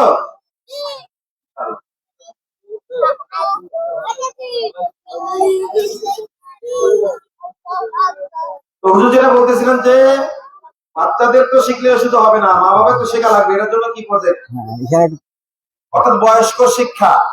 বাচ্চাদের জন্য তো এখন ওদের আমল নামা খোলে নাই, তাই না হুজুর? হ্যাঁ কিন্তু বয়স্কদের আমল নামা কিন্তু খুলে গেছে। কথা বুঝতে পারছেন? ওদের আমল নামা এখনো খোলে নাই, ওরা হলো পূর্ব প্রস্তুতি নিচ্ছে। আর আপনারা ফিল্ডে আছেন, ওরা এখনো ফিল্ডে যায়নি। ফিল্ডে আছেন খেলা না শিখে, খালি গোল খাবেন শয়তানের কাছে। এই বুঝতে পারছেন? এই যে যারা ভালোই হয়ে গেছে, তারপরে ফিল্ডে নেমে গেছে। নাবালেগেরা পূর্ব প্রস্তুতি নিচ্ছে, ফিল্ডে নামার আগে রিহার্সাল করতেছে। তো যদি ফিল্ডে নেমেছেন এখনো শিখতেছেন না, গোল তো খাচ্ছেন, আরো খাবেন। আল্লাহ শয়তানের গোল খাওয়া থেকে হেফাজত করুক। হ্যাঁ বয়স্কদের বয়স্ক তো মানে ওদের বাচ্চা খেতে হবে। মনে হয় যে এই মোড়ে হ্যাঁ এই মাদ্রাসার একজন যোগ্য শিক্ষক হ্যাঁ মাগরিবের নামাজ থেকে ইশার নামাজ করতে, হ্যাঁ আলোচনা এখানে সমস্ত মানুষ কাজকর্ম করে অন্তত হ্যাঁ হয়ে যায়। হ্যাঁ এই তো ঠিক আছে। তো মাগরিব থেকে ইশা পর্যন্ত কোরআনে কারিমের তেলাওয়াত শিক্ষা, এবং উনি ওই ডাক পড়ানোর মতো আমাদের ভিতরে ওয়াজিব, ফরজ, সুন্নাত, আতায়াতুদ, দুরূদ, দোয়া, নফল, দোয়া এবং রুকুর তাসবিহ, সিজদার তাসবিহ এবং আমাদের আরো দোয়া কালাম যা আছে অপরিহার্য, এগুলো। এরপরে বয়স্ক শিক্ষা, একটা ঘর, আর আপনাদের ঘরের তো দরকার নেই, লাইট আর সব আছে। এই ক্লাসরুম তখন তার বাচ্চারা থাকছে না, ওই ক্লাসরুমকে রুম তৈরি করে একজন শিক্ষক, আতাউর রহমানকে আমি বলে যাচ্ছি, একজন শিক্ষককে নির্ধারণ করবে, আর আপনারা এসে শিখবেন। সময় বেশি না, মাগরিব থেকে ইশা। আর এশার পরে হবে না, এশার পরে হবে এশার পরে কিসসা বই করা, এবং অনেক সময় বলা হয়েছে অজনসিয়ত করা এবং অনেক কথাবার্তা বলা। এটা কিন্তু আদায়ের না না দরকার নেই। এই জন্য এশার পরে না, কারণ ওটা হলো ঘুমানোর সময়, আরামের সময়। ওই যে হালনা নাও মাকুন সুবাতা, এই জন্য এশার পরে না। মাগরিব থেকে ইশা পর্যন্ত বয়স্ক তালিম হবে আমাদের এই মোড়ে। এই মোড়েই মাদ্রাসা কক্ষে বয়স্ক তালিম হবে, এবং একজন যোগ্য শিক্ষক দিয়ে শিক্ষা প্রদান করা হবে। তাতে আপনারা ভর্তি হবেন। এই ভর্তিতে টাকা দরকার নেই, কমপক্ষে ভর্তি হয়ে যাবে, নামটা খাতায়, নামটা নামটা ওইটা আসল ভর্তি হয়ে যাবে। আজকে থেকে ভর্তি স্টার্ট। হ্যাঁ ইনশাল্লাহ বয়স্ক তালিমের ভর্তি আজকে থেকে কি বাচ্চাদের চলছে। শুরু, যেরকম বাচ্চাদের শুরু ওরকম ভাবে কি মুরব্বীদেরও, মুরব্বী বলতে যারা স্কুল কলেজে পড়ে তারাও করতে পারবে, একজন বৃদ্ধ করতে পারবে, যুবকও করতে পারবে। সময় বেশি না, ঈশার নামাজ মাগরিবের নামাজ পড়ে আসলো, ঈশার নামাজ পড়ে বাড়িতে চলে গেল। তাহলে ঈশার নামাজের আগ মুহূর্ত পর্যন্ত মাগরিবের নামাজের পর থেকে এই সময়টুকু আপনি দেখবেন 30 দিনে কোরআন তেলাওয়াত করতে পারবেন ইনশাআল্লাহ। হ্যাঁ আমি নিজে পড়াইছি, ওই তো ওইটা আমি নিজেই পড়াইছি 30 দিনে তেলাওয়াত। 30 দিনে আমার মানে স্লোগান ছিল এই যে 30 দিনে তেলাওয়াত, 30 দিনে তেলাওয়াত, 30 দিনে তেলাওয়াত শিখবে। আর যারা বাচ্চা ভর্তি করবেন তারা অফিসে যায়, ওখানে লোক আছে তাদের কাছে বাচ্চা ভর্তি করবেন। আপনাকে বলুক যে আলহামদুলিল্লাহ। ভোট চলছে। তাহলে আর এই পুরুষেরা যে ভর্তি হবেন এরকম একজন হাত তোলেন দিন, হ্যাঁ। টাকার দরকার নেই, শুধু হাত বয়স হ্যাঁ। ভর্তি ভর্তি, হ্যাঁ টাকার দরকার নেই, খাতায় নাম থাক, হ্যাঁ শুধু নাম থাকবে। বেতনে নাম থাক। হ্যাঁ হ্যাঁ, মাশাআল্লাহ, মাশাআল্লাহ। মাশাআল্লাহ, আল্লাহ কবুল করুন, ঠিক আছে। মাশাআল্লাহ। আরে আমিন সিয়াতের কালিমা এই, দাওয়াত এখনই হবেন, কাসীরা। অফিসে যায় নাম লাগাই দিবেন। যদি অল্প লোক হয়, দৃঢ় হয়, মজবুত হয়, তাদের সাথে কেউ কিছু করতে পারে না। হ্যাঁ। তারাই বিজয় হবে। কোরআন শিখে নিক। হ্যাঁ, কোরআনটা শিখে নিন। আমরা এই সময়টা কাজে লাগান। আমাদের উস্তাদ আছে এখানে। আতাউর রহমান মনে করেন কালকে মরে গেল, হ্যাঁ। কিন্তু একটা সুন্দর কথা চালু করে গেল, এটা যদি আপনারা ধরে রাখতে পারেন আমাদের জন্য নাজাতের এটা জরিয়া হয়ে যাবে। আল্লাহ তাআলা সকলকে তৌফিক দান করুন। এখন মাদ্রাসার সভাপতিদের দোয়া করুন। এবার খেয়াল করি ভাই, ভাই আছে মান আহয়া সুন্নতি ফাদ আহয়ানি ওয়া মান আহয়ানি কানা মাই ফিল জান্নাহ। ভাই দেখেন এই আয়েশা সিদ্দিকার রাওয়াত করছেন যদি মজমাতে ওঠার আগে যদি এই দোয়াটা কেউ পড়ে তাহলে এখানে যদি কোনো অন্য কথাবার্তায় কাফার হয়ে যায়, আর যদি মানে দিনে কোনো আলোচনা হয় এগুলো মানে ছিলমাই থাকে তাই। হ্যাঁ আমরা এটা আমল করি নে। হ্যাঁ এই দোয়াটা আমরা পড়ি, সুবহানাক আল্লাহুম্মা সুবহানাকাল্লাহুম্মা ওয়া বিহামদিকা ওয়া বিহামদিকা আশহাদু আল্লা ইলাহা আশহাদু আন লা ইলাহা ইল্লা আনতা ইল্লা আনতা আস্তাগফিরুকা আস্তাগফিরুকা ওয়া আতুবু ইলাইক। ওয়া আতুবু ইলাইক। মাশাআল্লাহ, এটা দোয়া হয়ে গেছে। এর তিন মিনিট হাদিস এটা আয়েশা সিদ্দিকার রাওয়াত করছে। এই ওনার দায়িত্ব মাসে অডিট করতে। হ্যাঁ হ্যাঁ কিসের কষ্ট। হ্যাঁ হ্যাঁ আর মাঝে তাদের এলাকা আপনার কেমন বাড়িতে আমি তো ওটারও আশা করি। সব সব সব আমাদের মহিলা মাঝে। ওখানে তো উসিলা তো ছিলাম। আচ্ছা হ্যাঁ মেয়ে দাও আল্লাহ দুইজন দাও আরেকজন। আপনার যে ফৌজ আছে ইয়া সুরাজ করবে ইনশাল্লাহ।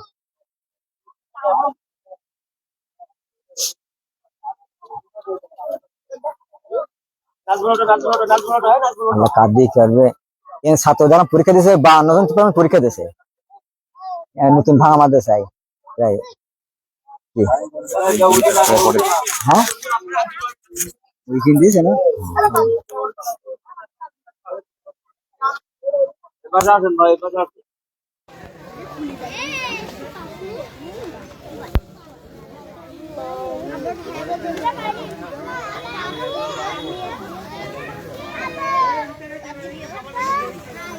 সত্তর ভাই মোটরসাইকেল তুই দিয়ে গেলেন, পার্ট টাইম মোটরসাইকেল ঘুরে গেলেন, এটা নিয়ম না। এগুলো তো মাঠে এটি হয়ে গেছে।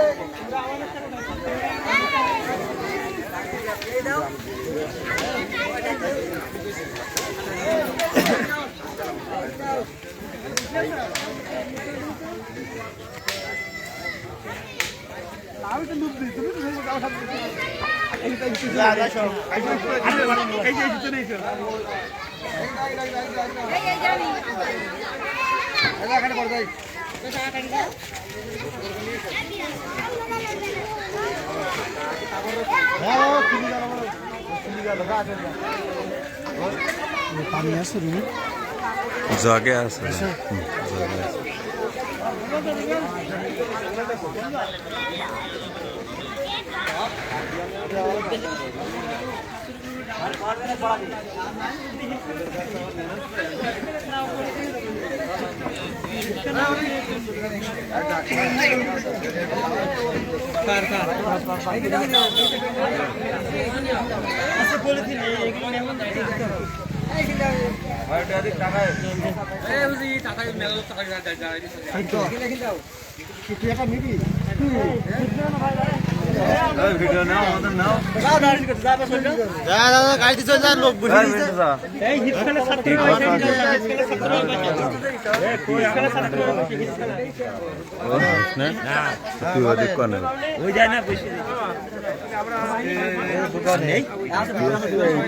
ওই পাশে বসে রয়েছে।